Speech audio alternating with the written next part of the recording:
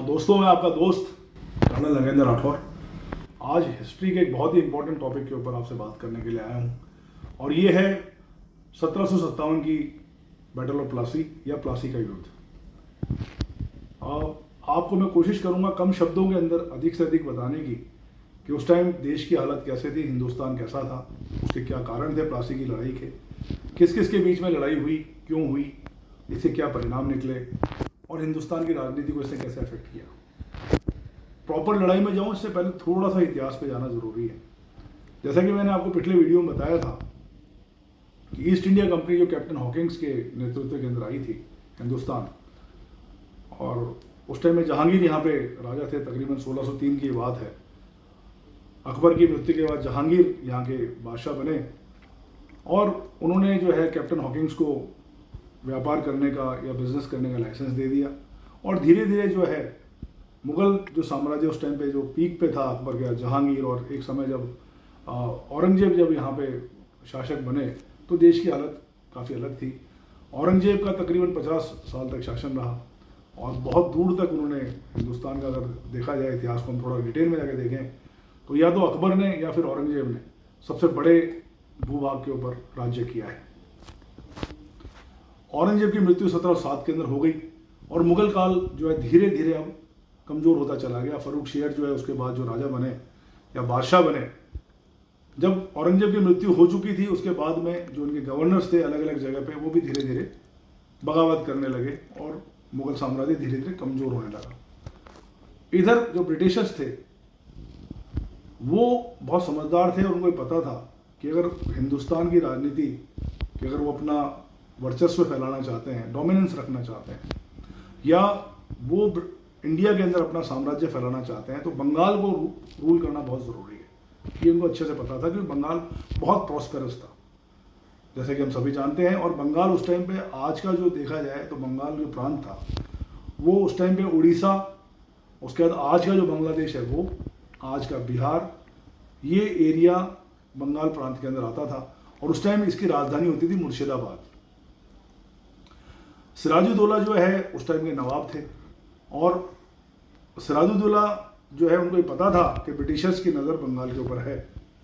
अब हुआ ये कि कैप्टन रॉबर्ट क्लाइव, जिन्होंने सिराजुद्दौला को ललकारा लड़ाई के लिए, उससे पहले उन्होंने अपना होमवर्क भी किया कैप्टन रॉबर्ट क्लाइव ने, और लड़ाई करने से पहले ही उन्होंने मीर जाफर, जो कि एक उनका सेनापति था सिराजुद्दौला का, उसको उन्होंने पहले बात कर ली कि भाई सिराजुद्दौला को हराकर और हम आपको बंगाल का गवर्नर बना देंगे, जिसके ऊपर मीर जाफर तैयार हो गया।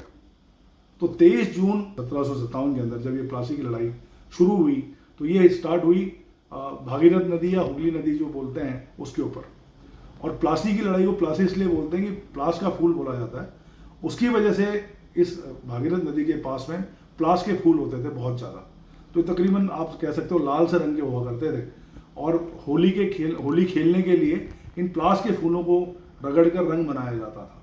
तो प्लासी की लड़ाई इसीलिए प्लासी की लड़ाई कहलाई क्योंकि जो प्लास के फूल थे वो इस हुगली नदी या भागीरथ नदी के ऊपर खूब सारे हुआ करते थे। एनीवे, सब्जेक्ट पे आते हुए, तो जब ये लड़ाई स्टार्ट हुई 23 जून सन 1757 को तकरीबन 8 बजे के आसपास, तो स्टार्टिंग के अंदर सिराजुद्दौला की हालत काफ़ी मजबूत थी क्योंकि उनके पास 40 से 45 हज़ार सैनिक थे, जबकि कैप्टन रॉबर्ट क्लाइव के पास खाली 3-4 हज़ार ही सैनिक थे।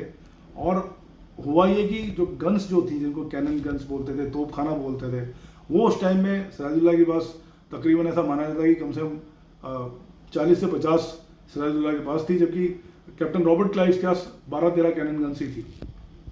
तोपखाना काफ़ी कमज़ोर था। लड़ाई जब स्टार्ट हुई तो उस लड़ाई के पहले भाग के अंदर, यानी दोपहर से पहले, कैप्टन रॉबर्ट क्लाइव हार रहा था और सिराजुद्दौला जीत रहे थे। लेकिन हुआ ये कि अचानक बरसात हो गई।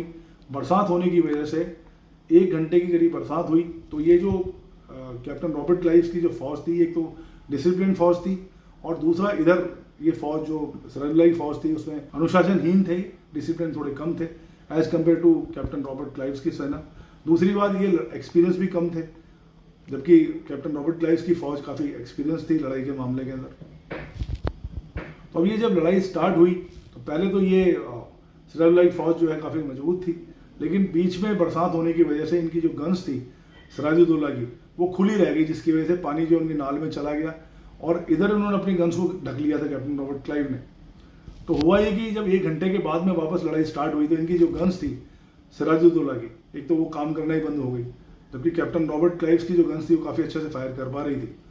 और दूसरा मीर जाफर जो है वो अचानक जाकर, जैसे उनकी पहले से प्लानिंग थी, मीर जाफर की काफ़ी बड़ी सेना उसके नेतृत्व के अंदर जाकर कैप्टन रॉबर्ट क्लाइव के साथ मिल गई।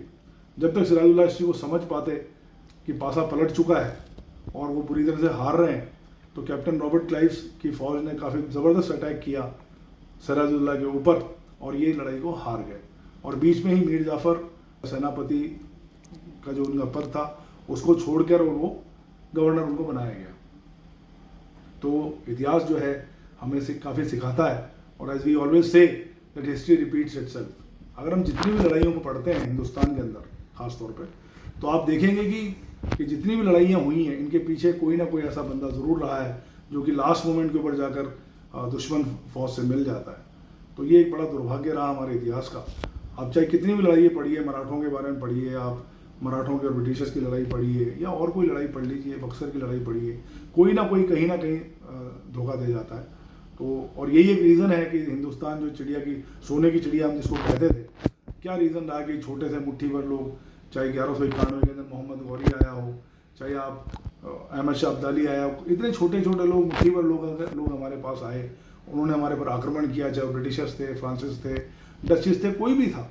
तो इतनी छोटी कम सेना के अंदर लोग आते थे और इतने साल के ऊपर राज करके जाते थे। तो उसका सबसे बड़ा रीज़न यही रहा कि हमारे अंदर एकता की कमी शुरू से रही।